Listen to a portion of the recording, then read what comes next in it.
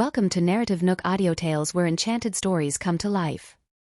If you enjoy our stories, please subscribe, like and share to support our channel. Enjoy listening.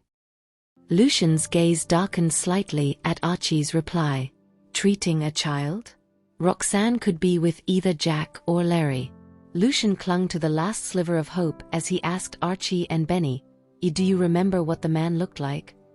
The boys looked at each other.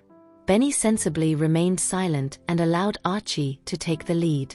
The elder twin replied somberly, "The man looked very handsome and seemed to be on good terms with Mommy."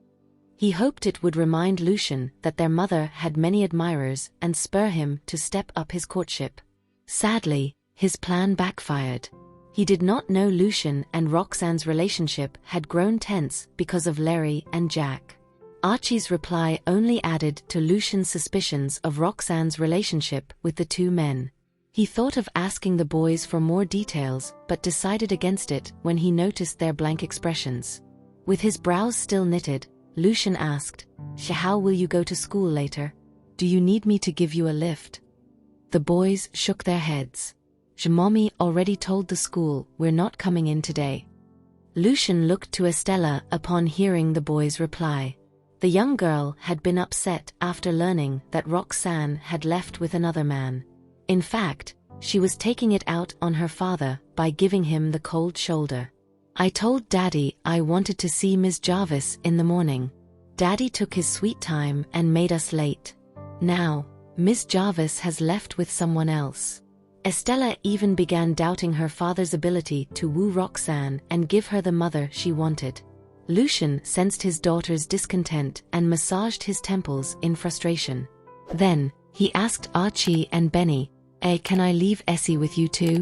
I have to get to work, so I won't take a detour to her kindergarten. Do you promise to take care of yourselves?" The boys immediately jumped at the opportunity to spend time with their sister. Of course. We'll take good care of Essie." Lucian turned to Estella next, relieved to notice the hint of a smile curving her mouth. Despite her earlier displeasure, she evidently cheered up at the thought of spending time with Archie and Benny. He knew his daughter best. If he insisted on sending her to kindergarten, she would be mad at him for the rest of the day until she met Roxanne. It was better to leave her at Roxanne's house and allow her to play with the boys. Her mood would certainly improve. After leaving Estella in Archie and Benny's care, Lucian waved goodbye to the children and got into his car. Still, he felt insecure about leaving the children at home alone and called Caden, instructing him to arrange for some men to watch the house and keep the children safe. Caden quickly agreed to his orders. After hanging up, Lucian instinctively pulled up Roxanne's number on his phone and hesitated about calling her. "I should at least figure out who she's with right now." He quickly squashed the thought before it could take root in his mind. After all, Roxanne had never appreciated his efforts of snooping around her life, and she had repeatedly explained the innocent nature of her relationship with Larry and Jack to him. Lucian merely refused to believe her. His suspicions had riled her up on many occasions. If he called her now and interrogated her on her whereabouts, he would destroy his previous efforts to improve her impression of him. Despite his frustration, Lucian reined in his jealousy and kept his phone. Meanwhile, Roxanne and Jack had just arrived at the hospital. The director of the orphanage was already waiting for them in the lobby. He quickly greeted them and led them straight to Jamie's ward. A doctor, who looked like he was working for the Damaris family, was treating Jamie at the time. He stood up and greeted Jack the moment he saw him. "Hello, Mr. Damaris." Jack nodded. How is he doing?" He's burning up pretty badly and has been suffering from diarrhea. I'm still trying to figure out how to diagnose this," the doctor replied with a somewhat conflicted look on his face. Jack glanced at Roxanne after hearing that. Roxanne's gaze had been fixated on Jamie since they entered the ward. It pained her deeply to see how pale his face was as he lay there on the hospital bed.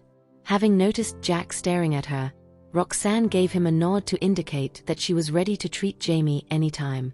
Jack then told the doctor, "This here is Dr. Jarvis. She helped treat this boy during the previous medical consultation. Please let her take a look at him.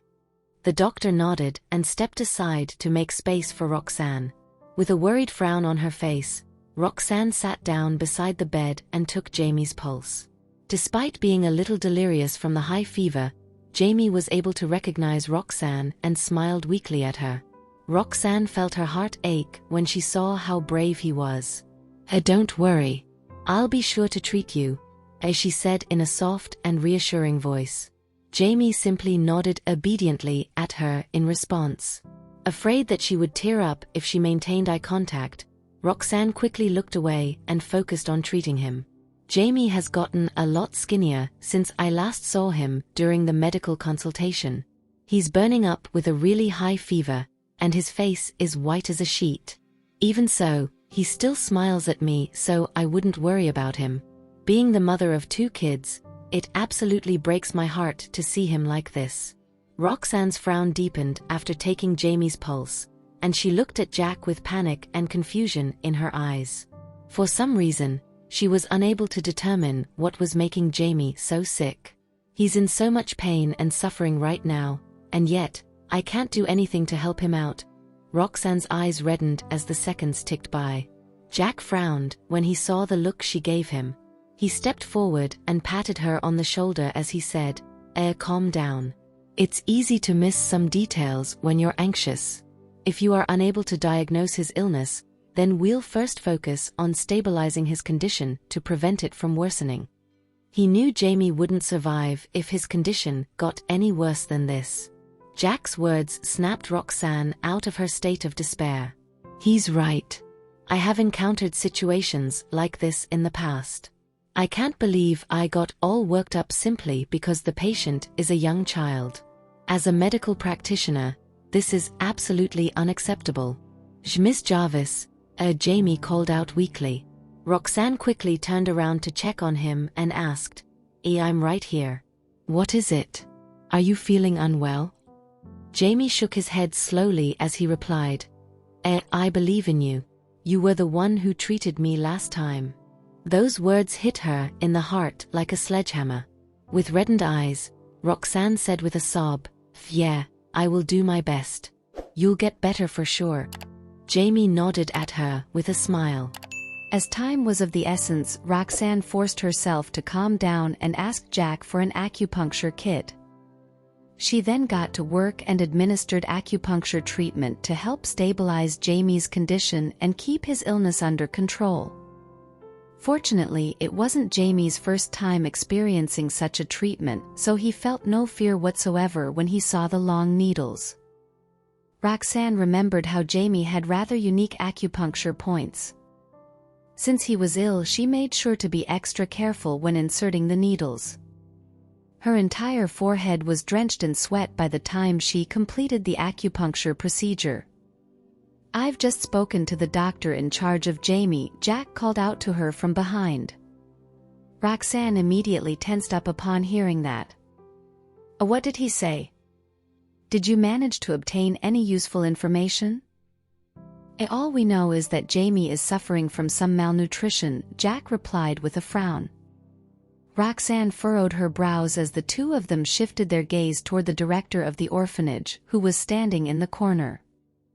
Lucian donated a huge amount of resources to the orphanage under the name of Queen Group on the day of the medical consultation.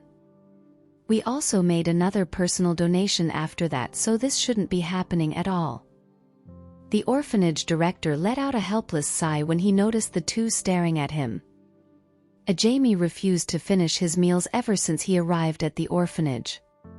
He eats very little during each meal. We try to talk him into eating more, but he never listens. The two then shifted their gazes back toward Jamie, who was smiling apologetically at them. The sight of his smile stabbed at Roxanne's heart like a knife. Not wanting to press on any further, she sat down beside the bed and took Jamie's pulse again. Having found a direction to go in, Roxanne was soon able to determine the cause of his medical condition. Jamie had been skipping meals very often before he arrived at the orphanage. That caused a lot of issues for his digestive system. Although he was able to have proper meals after arriving at the orphanage, Jamie's appetite had been greatly reduced by the discomfort from his stomach. As time went by, his condition grew worse and worse. Eventually, his body reached its limits, which led to the condition he was currently in. Roxanne's eyes teared up a little at the thought of what Jamie must have gone through. "Well? Did you manage to find out the cause of his condition?" Jack asked solemnly. Roxanne stood up and nodded at them as she said, "I'll prescribe him some medication." Jack immediately had someone fetch her a pen and a piece of paper. With a frown on her face, Roxanne began scribbling down the prescription. "Jamie isn't just suffering from gastrointestinal disease. He has also developed anorexia over time. If I don't treat that issue first, it won't be long before his gastrointestinal problems come back even worse than before. Jamie is still a kid, so I can't prescribe him anything too potent either." With all those problems in mind, Roxanne couldn't help but wonder if her prescription would be okay for Jamie. Having noticed her conflicted expression, Jack stepped forward and asked, "What's the problem?" Roxanne looked up at him and told him about her concerns. Being the heir to the Damaris family, Jack was a lot more knowledgeable than Roxanne when it came to medicine. After taking her concerns into consideration, Jack provided her with some suggestions and even modified some of her prescriptions. In just a matter of minutes, the two came up with the perfect prescription for Jamie. They handed it over to the director of the orphanage and had him prepare the medication. The tension in the ward was lifted the moment they found a treatment plan. Jamie flashed Roxanne a grateful smile when he heard he would get better soon. Thanks, Miss Jarvis." Roxanne's expression turned solemn when she heard his weak voice. "I'm just doing my job, so there's no need to thank me. You must have had a really rough time, huh?" Jamie nodded shyly with an anxious look on his face. "This is the first time someone apart from the orphanage director and the other kids has shown me genuine concern. On top of that, she's also really pretty. She kind of reminds me of Mom." Roxanne patted him gently on the head. "I've prescribed you some medication. Make sure to take your medicine according to the instructions and you'll get better in no time. You also need to eat properly after you're discharged, okay? I know you don't feel like eating a lot, but you have to force yourself to anyway. Otherwise, you'll end up suffering like this again. Is that understood?" Jamie nodded obediently in response. Roxanne let out a relieved chuckle when she saw him complying with her instructions. For some reason, Jack felt his heart skip a beat when he saw her comforting Jamie so patiently. The orphanage director returned with the medication shortly after and thanked the two profusely for helping out. Roxanne flashed him a faint smile as she replied, "We're just doing our job. You must have had it rough looking after all these kids at the orphanage." She then pulled out a wad of cash from her wallet and handed it over to the director. "I didn't bring much cash with me since I left in a hurry today. It's not much, but you can use this to buy Jamie some food to replenish the nutrients he's lacking.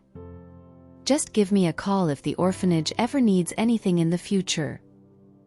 You two have already done a lot to help the orphanage out. I can't possibly accept your money. If anything, I should be the one thanking you," the orphanage director protested. Roxanne shoved the money into his hand and said, "I'm a mother of two, and I can't stand seeing children suffer. Think of this as me trying to show the children some motherly love." The orphanage director was about to say something, but Roxanne stopped him by changing the topic and bringing up Jamie's medication. Seeing as she wouldn't take no for an answer, the orphanage director had no choice but to accept her money. After giving some instructions regarding Jamie's prescription, Roxanne said goodbye and left the ward with Jack. "Thank you for the pointers earlier, Mr. Damaris. Had it not been for your help, I would probably still be struggling with the prescription right now," Roxanne said gratefully as the two of them walked down the corridor. Jack arched an eyebrow at her in response. I was just doing my job. Roxanne pursed her lips and flashed him a smile. However, Jack added. Roxanne tensed up when she heard that. What is it?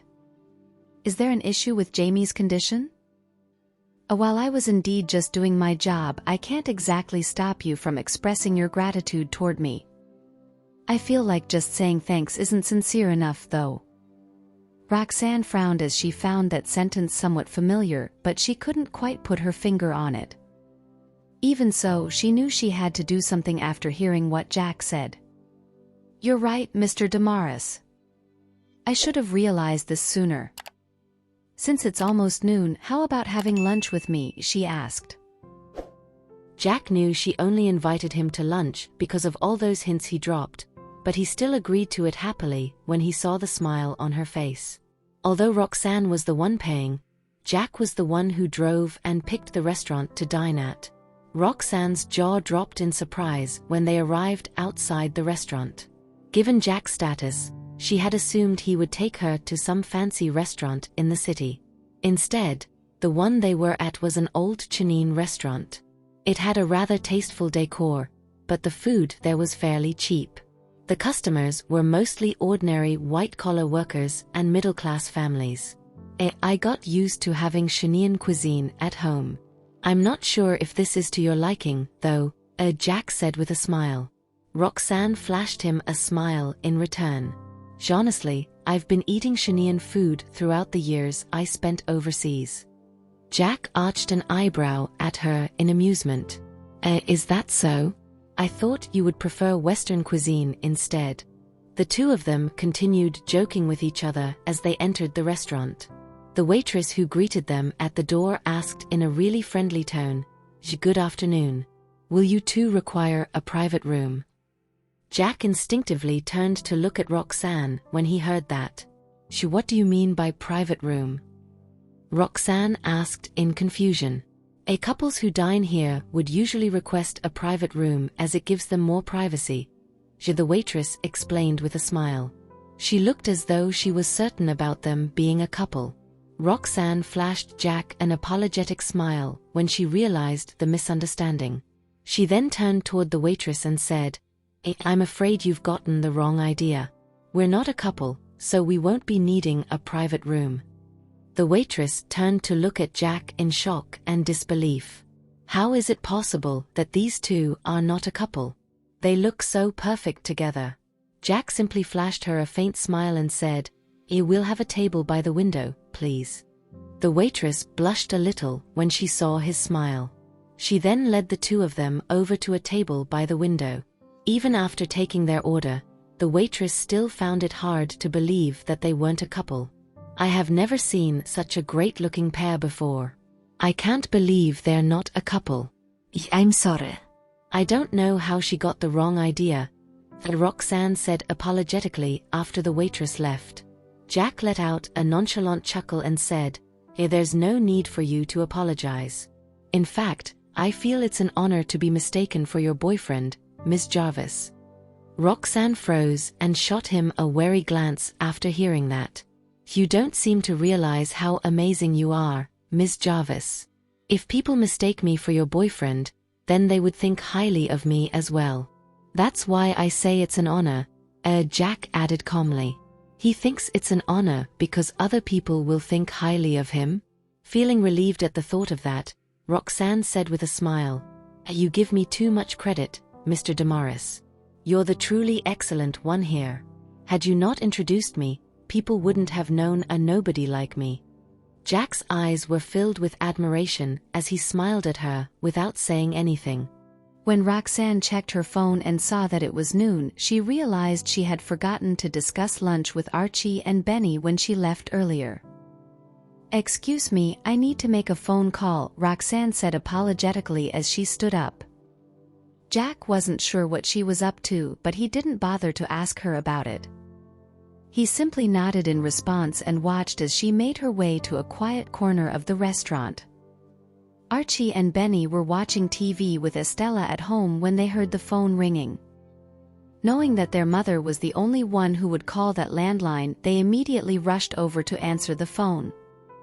When are you coming back, Mommy? Essie came over to play. We're keeping her company right now, Benny asked while glancing at Estella. He then passed the phone over to Estella and motioned at her to say something.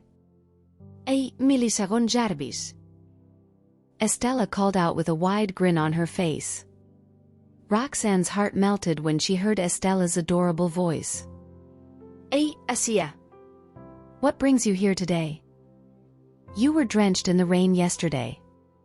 I was worried that you might get sick, so I came over to check on you. Estella replied. I'm sorry, Essie, but I probably won't be back for a while. I'll have someone else bring you some food, okay? Roxanne said apologetically. Okay. Estella answered with a nod. Roxanne then told Archie and Benny to take good care of Estella before hanging up the phone. After that, she prayed that Madeline wouldn't be too busy as she dialed her number. What's up, Roxanne? Madeline answered the phone rather quickly. Are you home? Roxanne asked. Madeline let out a huge sigh as she replied, Of course I am. It wasn't easy getting a few days off work, you know. She had pestered the director endlessly for days just to get a break from work. Roxanne breathed a sigh of relief when she heard that Madeline was home. I'm outside at the moment. Archie, Benny, and Estella are by themselves at my house. I didn't have time to prepare lunch for them today, so could you bring them some food when you make lunch later? Naturally, Madeline agreed to her request since she cared deeply about the 3 kids. However, she wasn't about to go through the trouble of cooking on her day off. After giving it some thought, Madeline decided to just order takeout for herself and the kids. She soon showed up outside Roxanne's house with the bags of food. The kids made sure to check the intercom to confirm it was her before opening the door. Ei, own Madeline. Benny's eyes lit up with excitement when he saw the food in her hands. As she wasn't sure what the kids liked, she decided to play it safe and went with fried chicken and hamburgers. Sure enough, those happened to be Benny's favorites. Your mommy couldn't make it home in time, so she had me bring you kids lunch. You are allowed to have deep-fried stuff, right? Madeline said as she placed the food on the dining table. Her gaze soon fell upon Estella, who was sitting in a corner of the living room. As she had only seen Estella once, she didn't remember much about the little girl. Is it just me, or does this girl kind of resemble Roxanne in some way? You're Estella, right? Do you remember me? Madeline asked as she stepped forward to take a closer look at her. Estella blinked a couple of times before nodding and replying, Yes, I do. It's nice to see you again. Madeline felt touched when she heard Estella's adorable voice. I still remember how she refused to say a word the last time I saw her. A lot of people thought she was mute because of that. I can't believe she changed so much in such a short amount of time. Not only is she willing to speak, but she also has an angelic voice and a sweet smile. Madeline gave her a little pat on the head when she saw how cute she was. There's a good girl. As Madeline stood up, Estella's gaze fell upon the food on the dining table, and she got really curious. Because she had been raised in a wealthy household where either a professional cook or her grandmother would prepare all her meals, Estella had no idea what takeout or fast food was. As such, she couldn't understand why Benny and Archie were so excited about the food. Madeline had been sleeping in until Roxanne's call woke her up, so she was getting a little hungry as she didn't have breakfast. She then opened up the food packaging and handed the kids a fried chicken drumstick each. Unsure of what to do with the drumstick, Estella just stared blankly at Madeline. Madeline paused in confusion, only to realize Estella probably never had fried chicken drumsticks before due to her status. She then fetched Estella some disposable gloves, patiently put them on her tiny hands, and taught her how to hold the drumstick. Estella flashed her a shy smile in response. Thanks. Madeline felt her heart melt when she heard that. She was so distracted by Estella's cuteness that she even forgot to eat. It wasn't until the girl had finished eating her drumstick that Madeline came to her senses and began munching away. She had just eaten one when her phone started ringing in her pocket. Madeline tensed up when she heard that and reluctantly answered the phone. Sure enough, it was none other than the director calling to have her return to work. Madeline rolled her eyes as she hung up the phone and stuffed a few chunks of fried chicken into her mouth. She then said goodbye to the kids and left the house. After that, the kids gathered around the dining table and continued eating the rest of the food. Meanwhile, Roxanne was completely clueless as to how things were with the kids at home. She trusted Madeline enough to not let the kids starve. As the two of them chatted about medicine throughout the meal, Jack asked, "I realized something when I saw you preparing Jamie's prescription earlier. You're not very good at medicine, are you?" Roxanne let out an awkward chuckle as she replied, "Yeah, that's true. I major in acupuncture, so I'm not too knowledgeable when it comes to medications. I'd say my skill and knowledge are mediocre at best." "Thank goodness you were there earlier." Jack nodded. "We all have something we excel in. Your acupuncture skills are so incredible that seeing them makes my jaw drop. As for the use of medication, I have some medical journals and books that I could lend you if you'd like." Roxanne couldn't help but feel a little shocked when she heard that. "Are you sure?" "I chose to stay and work with the Damaris family partially because I wanted their ancient medicine books." "Is he seriously going to just hand them over to me?" Jack arched an eyebrow at her. Why not? You're a partner of the Damaris family, so your improvements in the medical field will also benefit us." Roxanne couldn't quite believe her ears. She froze for a good few seconds before flashing him a grateful smile. "In that case, I'll give our collaboration my best effort." Jack raised his glass and said, "Great. On behalf of all the other partners, I hereby thank you for working with us. Here's to our partnership." Roxanne chuckled as she clinked glasses with him. "Jack sure has been a great help to me all this while. For some reason, I never seem to run out of things to talk about when I'm with Jack and Larry.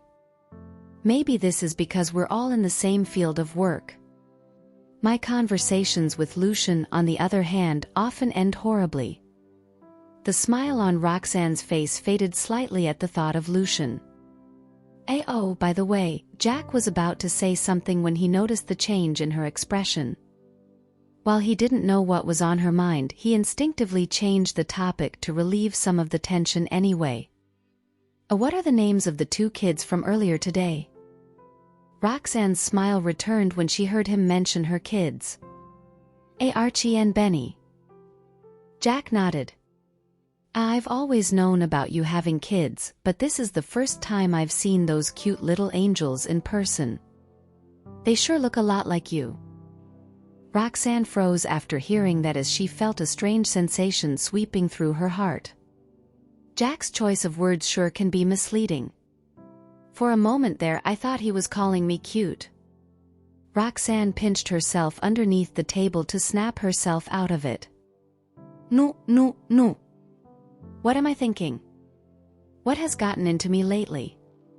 Why have I been having such crazy thoughts? Jack is complimenting my kids, for goodness sake. Why did I associate that with myself? This must be Lucian's fault.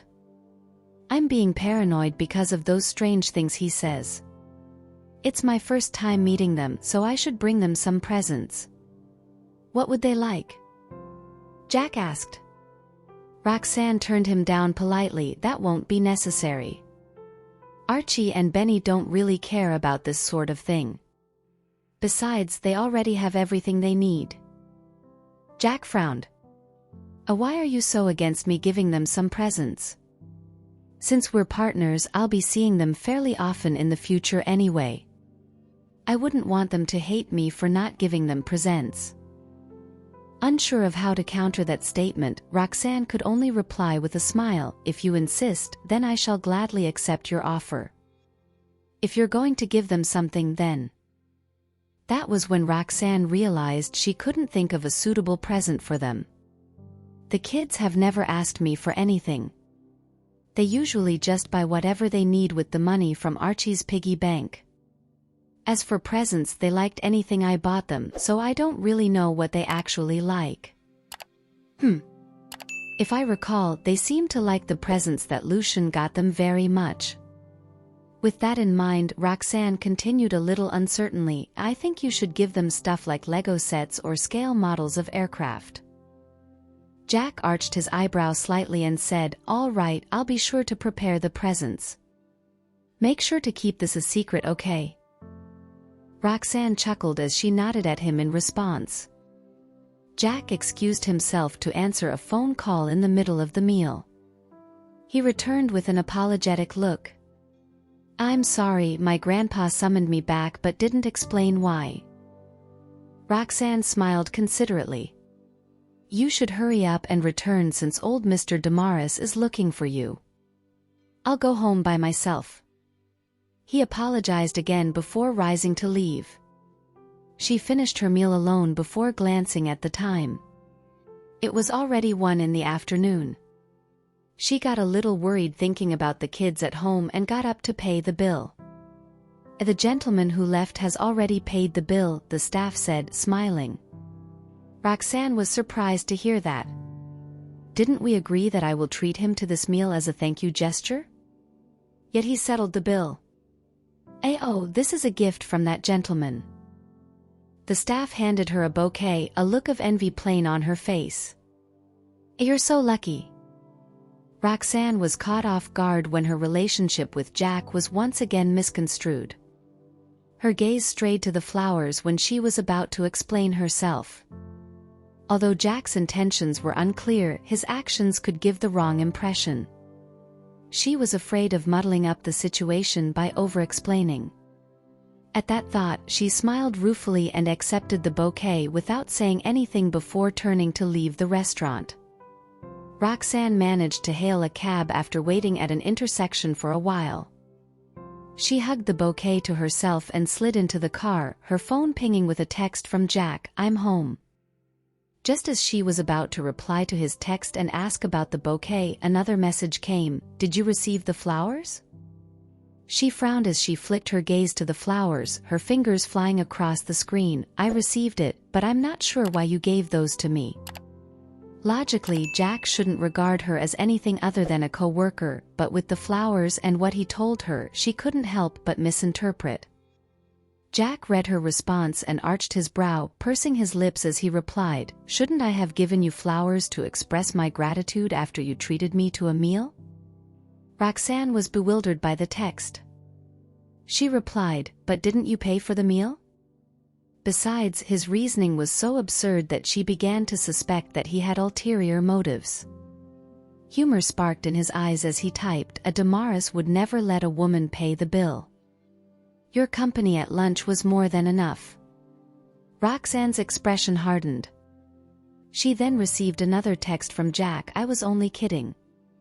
I gave you the flowers on Jamie's behalf as a token of gratitude. After all, the orphanage is the Damaris family's responsibility, and you have been an enormous help to us." As though afraid she wouldn't believe him, he added, "There are many lilies and they symbolize gratitude, so it wouldn't cause a misunderstanding when the kids see it." Only then did she realize how many lilies were in the arrangement, with a few accent flowers that she couldn't name nestled among them. Chagrin flashed deep in Roxanne's eyes at his words. Even Archie and Benny would not have misinterpreted the situation, yet she did. "What is going on with me lately?" Roxanne snapped out of it and typed out a reply, "Thank you, but it's what I should have done. We will be working together in the future, so you shouldn't be so courteous every time." Jack smiled guardedly and replied, "Indeed, it won't happen again." A rustling sound came from upstairs as soon as he sent the text.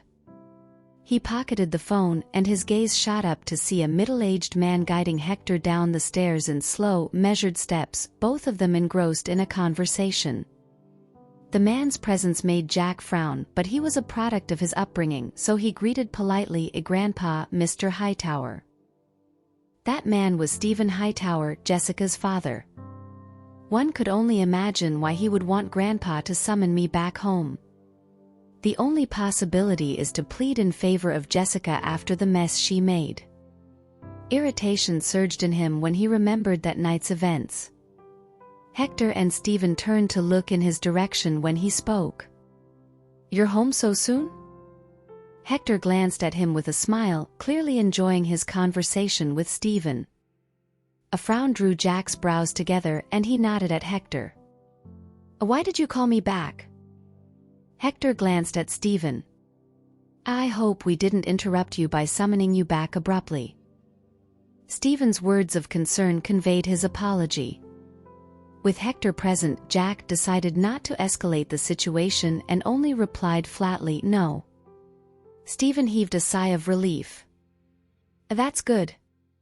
I had your grandpa call you home after Jessica told me things between both of you are tense.